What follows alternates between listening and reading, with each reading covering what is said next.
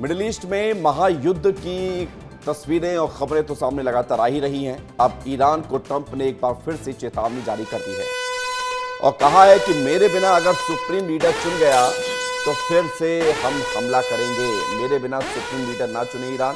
Khamenei के बेटे को सुप्रीम लीडर मानने से इनकार कर दिया है डोनाल्ड ट्रंप ने। नेता चयन में ज़रूरी है अमेरिका की भूमिका, यानी कि अमेरिका अपना पूरा दखल चाहता है।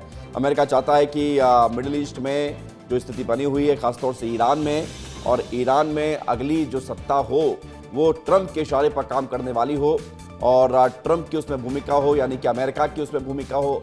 और स्पष्ट कर दिया गया, जैसे कि संभावना जताई जा रही थी खामनेई के बेटे की ताजपोशी होगी और सुप्रीम लीडर चुने जाएंगे, लेकिन स्पष्ट कर दिया गया है अमेरिका और ट्रंप के द्वारा कि अगर ऐसा होता है तो ये माना नहीं जाएगा। अमेरिका की भूमिका ज़रूरी है नई सरकार के चयन में। तो ये खबर आपको बता रहे हैं, मिडिल ईस्ट में लगातार गतिरोध बना हुआ है, युद्ध जैसी स्थिति बनी हुई है। 13वें देश पर भी ईरान ने हमला किया है और सब तरफ से माहौल इतना ज़्यादा बिगड़ गया है कि अभी स्थिति कंट्रोल में नजर नहीं आ रही है। महायुद्ध का 7वां दिन है। ईरान की खाड़ी क्षेत्र में कार्रवाई तेज हो गई है। ईरान का बहरीन पर हमला, तेल रिफाइनरी पर मिसाइल दागी है ईरान ने। आग लगने से रिफाइनरी की एक यूनिट को नुकसान हुआ है और ये तस्वीरें सामने आई हैं। बहरीन पर हमला किया है।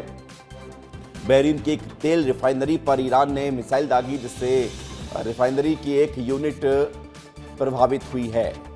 ईरान को ट्रंप ने चेतावनी दी है। इधर ईरान भी लगातार उन देशों पर हमले कर रहा है जो अमेरिका सपोर्टेड है या अमेरिका का बेस जहां पर है।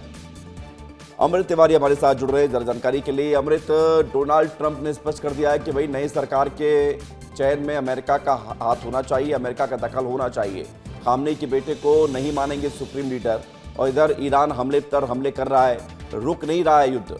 अमृत, देखिए विवेक, ईरान हमले लगातार कर रहा है और उसके सबसे बड़े हमले में से जो एक है, जो अभी जानकारी मिल रही है, वो है अमेरिका के जो रडार सिस्टम है, जो अलर्ट करता है 5000 किलोमीटर पहले ही, उसको ईरान ने मिसाइल सिस्टम से ध्वस्त कर दिया है। ये बड़ी जानकारी मिल रही है। हालांकि अमेरिका की तरफ से लगातार धमकियां दी जा रही हैं, लेकिन ईरान उन इंस्टॉलेशन को अब भी निशाना बना रहा है जिसमें से ये रडार सिस्टम है, जो कि $1.1 बिलियन का जो रक्षा मार्केट में इसका जो इसकी कीमत है, वो इस तरह से ध्वस्त कर रहा है। तो अब रणनीतिक तौर पे भी ईरान कुछ जो है हद तक जो है फिर से बढ़त लेना शुरू कर दिया है। न सिर्फ वो अमेरिका जो कि बेसिस पे हमले कर रहा है, न सिर्फ अपने पड़ोसी मुल्कों पे जो है हमले कर रहा है, बल्कि इंस्टॉलेशन जो महंगे महंगे उनको भी खत्म कर रहा है। और सबसे खास बात जो अपने सस्ते मिसाइल सिस्टम और ड्रोन सिस्टम से हमले कर रहा है।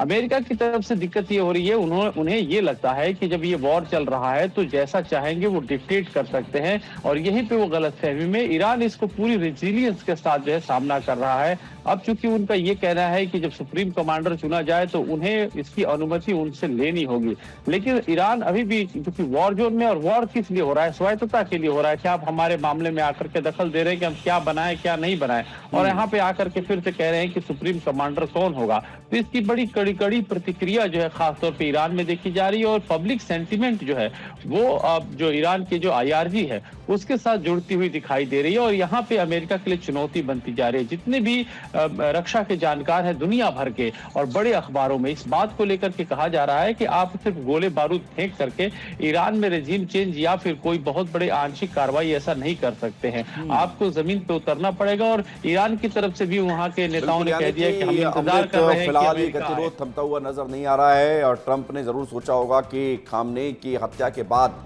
मौत के बाद शायद उनके सपने पूरे हो जाएंगे, अमेरिका का लक्ष्य टारगेट पूरा हो जाएगा, लेकिन ऐसा होता हुआ नजर नहीं आ रहा है। बहुत शुक्रिया, धन्यवाद आपका हमारे साथ जुड़ने के लिए, जानकारी के लिए।